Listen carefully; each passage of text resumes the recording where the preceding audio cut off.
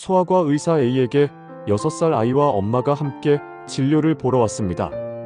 아이의 입술은 퍼렇게 멍이 들어 있었고 전신에 군데군데 상처가 있었습니다. 아이의 엄마는 아이가 넘어져 생긴 상처라고 하였습니다. 의사 A는 직감으로 아이가 부모의 학대로 인한 상처라고 생각되었지만 아이의 상처가 부모의 아동학대 때문이라는 명백한 증거는 없습니다. 그렇다면 의사 A는 부모의 동의 없이 아동학대로 경찰에 신고해도 될까요? 아동학대란 보호자를 포함한 성인이 아동의 건강을 해칠 수 있는 신체적, 정신적 폭력이나 가혹행위를 하는 것을 말합니다. 아동학대를 받은 피해자는 불안과 우울과 같은 정신질환은 물론 ADHD 등 신경 발달장애를 일으킬 수 있습니다. 또한 어렸을 때 겪었던 신체학대는 신체 손상과 후유증은 물론 장기적으로 비행 청소년이나 약물 중독자가 될 가능성을 높이게 됩니다. 2000년 이전까지는 가정에서 일어나는 체벌이나 아동학대에 대하여 가족 간에 발생하는 개인적인 문제라고 생각했기 때문에 사회나 국가가 간섭하지 않았습니다. 하지만 2010년대에 들어서면서 언론을 통해 부모에 의한 아동학대 사례가 여러 차례 보도되었고 그 심각성이 널리 알려지면서 사회적인 문제가 되었습니다. 이에 국회에서는 2021년 민법을 개정하여 이제는 가정에서의 아동학대를 범죄로 처벌하고 있습니다. 참고로 아동학대는 주로 부모에 의해 발생하지만 친인척이나 어린이집에서 발생하기도 합니다. 문제는 부모가 아동학대 가해자인 경우 자신의 아이를 학대하였다고 자진하여 신고하는 것을 기대하기는 어렵다는 것입니다.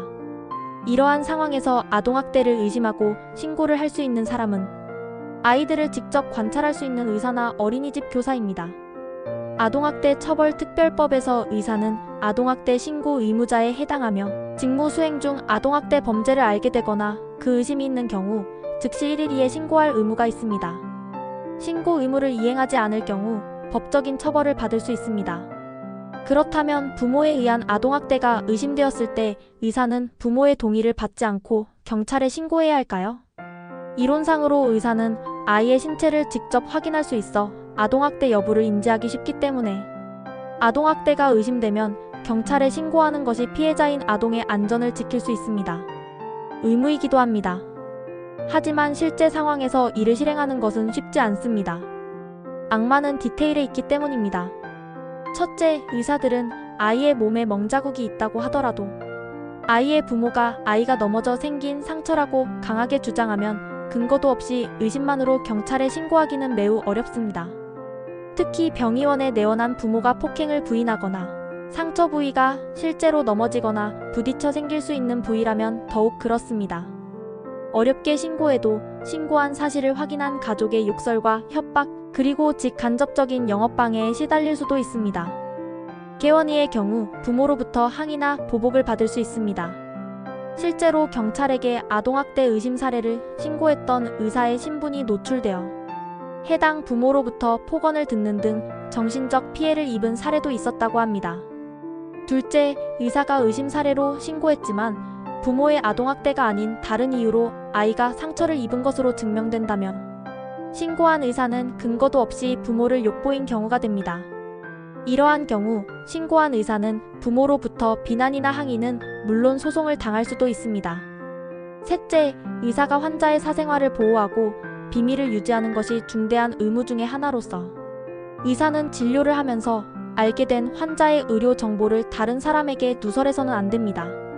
이러한 상황에서 아이나 법적 보호자인 부모의 동의 없이 아이와 관련된 정보를 경찰에 누설하는 것은 의사의 이러한 의무를 위반할 가능성이 있습니다.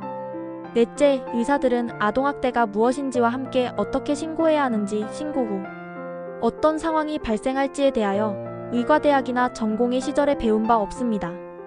이러한 상황은 아동학대가 의심되는 상황에서도 신고를 못하거나 주저할 가능성이 있습니다.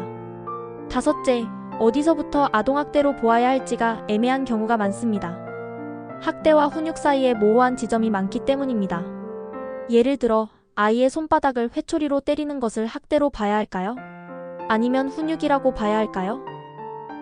앞서 이야기한 바와 같이 현재 법에서는 교사나 사회복지사와 같은 아동보호 인력은 물론이고 의사에게도 직무를 수행하면서 아동학대나 방치로 의심되면 시군구 또는 수사기관에 신고해야 합니다. 만약 의사가 신고 의무를 이행하지 않을 경우 과태료 처분을 받게 됩니다. 그럼에도 불구하고 2019년 의사에 의한 신고율은 0.8%로 미국의 14.5%에 비하면 매우 낮다고 합니다. 부모에 의한 가정에서의 아동학대는 아동에게 신체적 고통은 물론 심리적 상처를 주고 부정적인 자아 개념을 유발하고 폭력을 학습시키는 효과로 인하여 아동학대는 물론 아동체벌도 법적으로 금지하는 국가가 늘고 있습니다. 핀란드 경우는 부모가 15세 미만 아동에게 작은 체벌을 할 경우라도 기소의 대상이 되도록 하였고 민형사상 재판에 있어서 체벌 항변도 인정하지 않고 있습니다. 참고로 더 고민해야 할 것이 있습니다. 그렇다면 가정에서 남편이 배우자를 학대하거나 폭행한 사실을 의사가 진료 중에 알았다면 이 경우에도 의사는 남편을 경찰에 신고해야 할까요? 결론적으로 말씀드리면 현재 법에서 이러한 성인에 대한 학대에 대하여 의사에게 신고하라고 요구하거나 신고를 하지 않더라도 처벌하는 규정이 없습니다.